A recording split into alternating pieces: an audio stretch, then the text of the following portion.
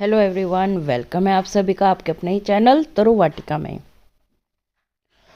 दोस्तों, आज मैं बताऊंगी कि कैसे हम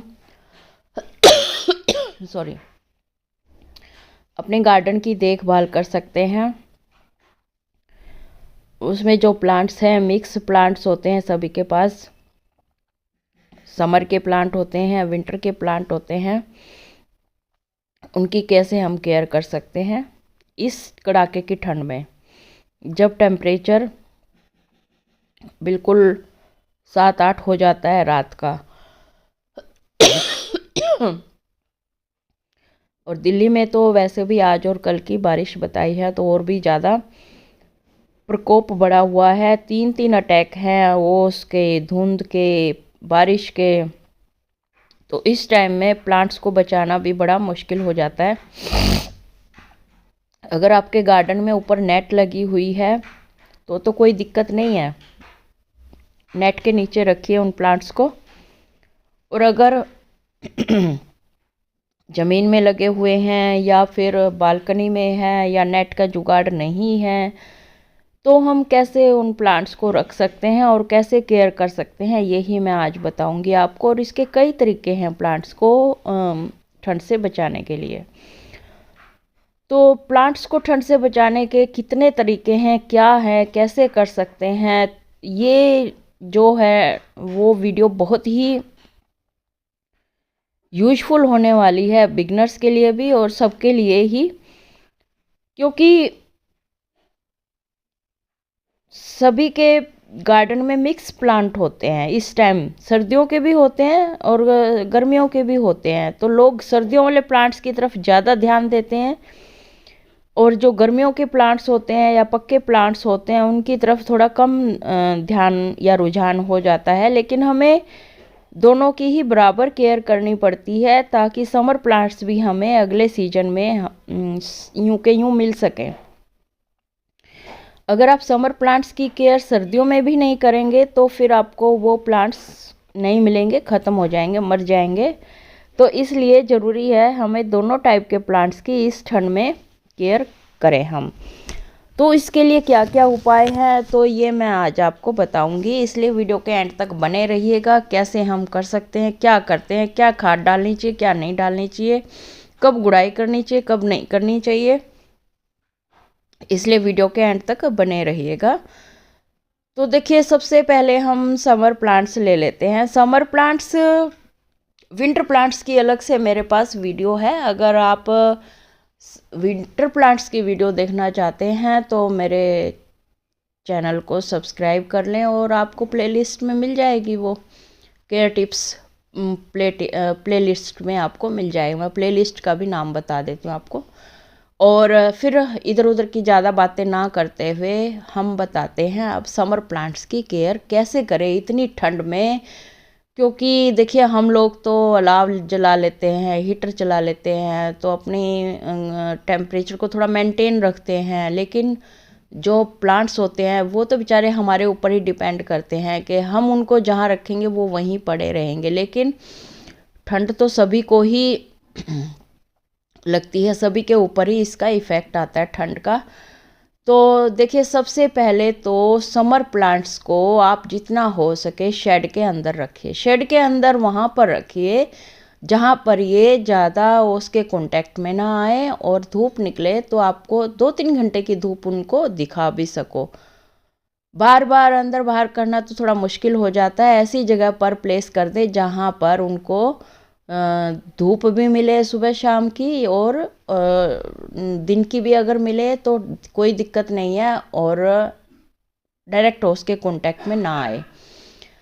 डायरेक्ट ओस के कांटेक्ट में आएंगे तो उनकी पत्तियां हैं ना, वो गल जाएंगे, उनके ऊपर परमानेंट पानी पड़ा रहेगा इतनी ठंड में 6 घंटे 7 घंटे, तो वो प्लांट गलने लग जाएगा। और हम एक एक पत्ती प्लांट की पहुंच नहीं सकते, सुबह उठ के पॉसिबल नहीं है, ठीक है। तो एक तो ये तरीका है कि आप उनको अंदर की तरफ रख दें जहाँ पर धूप भी लगती हो प्लांट्स को। और दूसरा तरीका ये है कि आप प्लांट्स की मल्चिंग कर दें, जो पक्के प्लांट्स हैं या फिर जो विंटर प्लांट्स हैं उनकी भी आप मल्चिंग कर सकते हैं। उनकी मल्चिंग आप कैसे करोगे, जैसे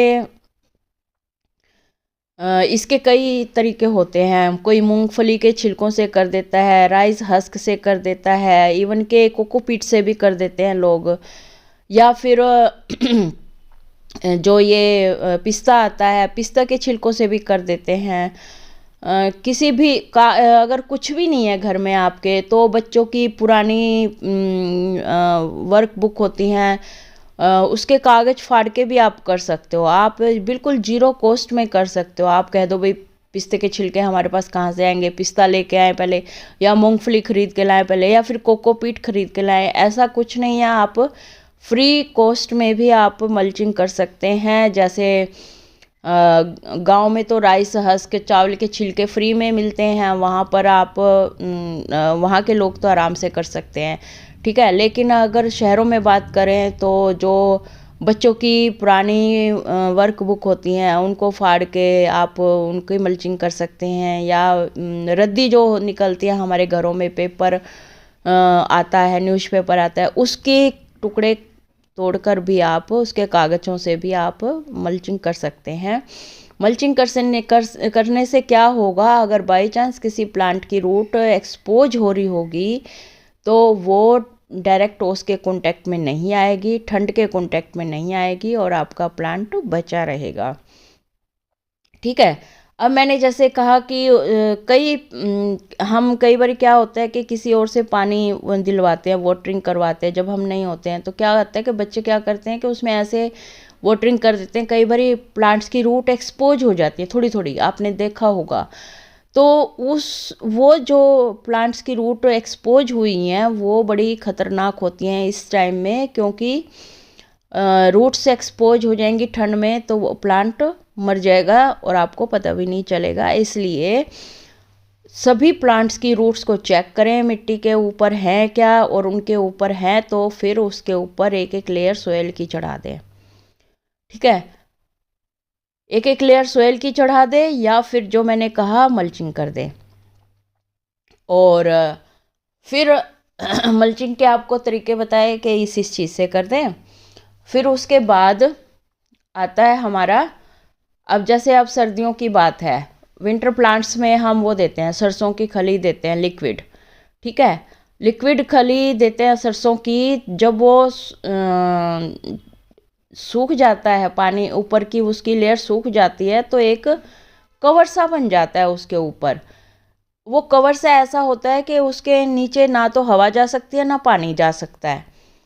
तो ये हमने ध्यान रखना है, जब हम सरसों की खली का यूज करते हैं लिक्विड का, तो हम सबसे पहले सोयल को ड्राई कर लें, उसकी गुड़ाई कर लें, फिर हम उसमें दें। और उसके बाद भी अगर वो बनता है कवर सा ड्राई, तो फिर हम सूखने के बाद उसकी भी गुड़ाई कर दें।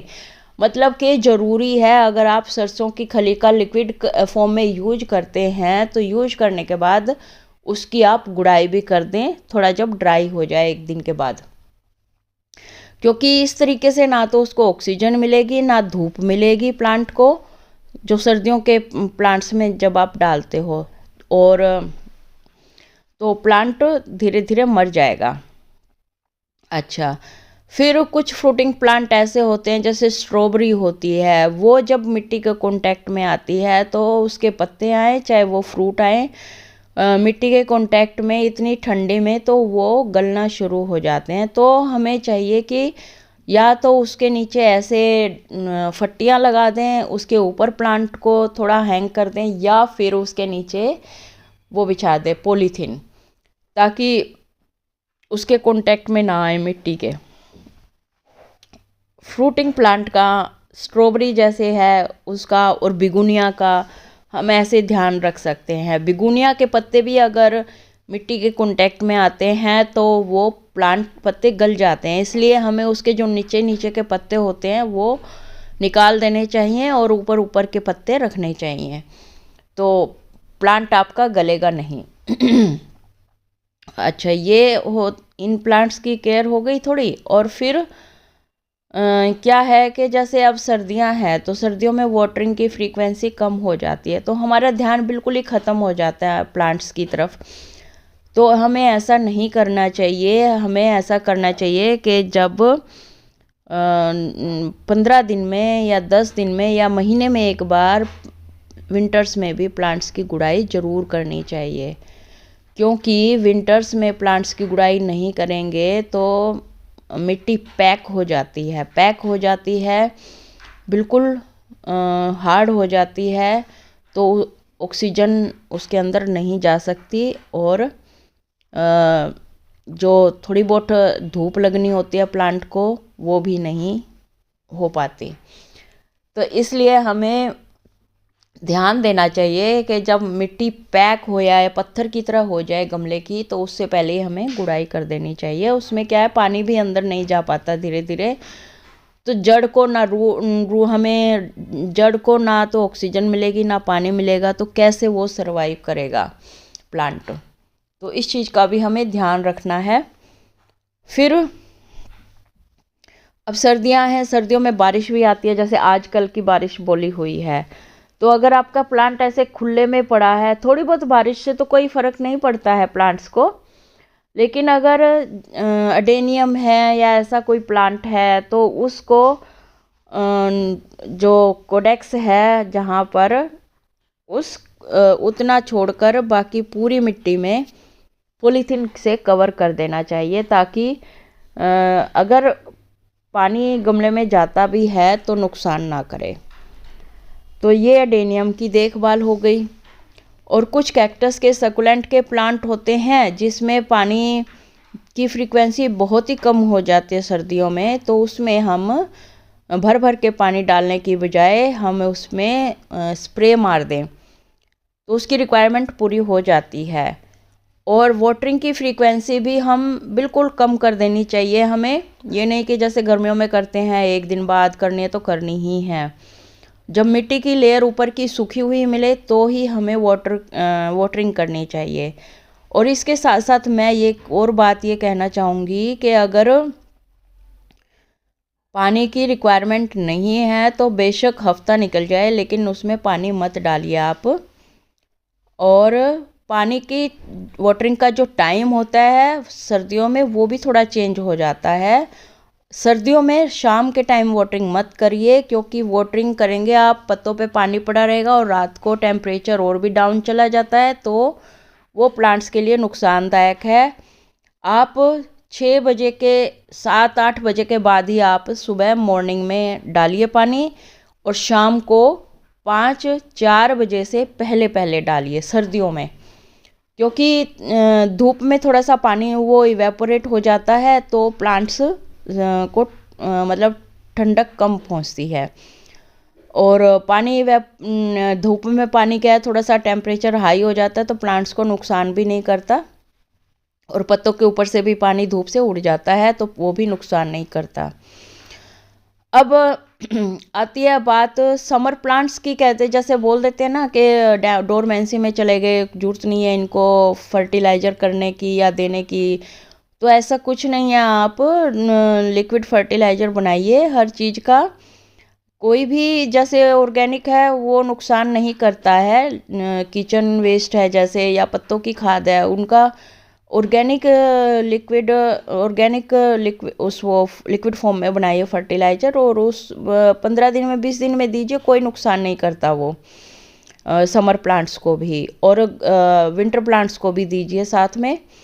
उस तरह से आप जो देखिए विंटर प्लांट्स कई ऐसे होते हैं हाई फीडर होते हैं और उनकी लाइफ 3-4 महीने ही होती है, तो वो हर महीने आपसे कम से कम हर महीने तो आप उसको फर्टिलाइज करोगे ही।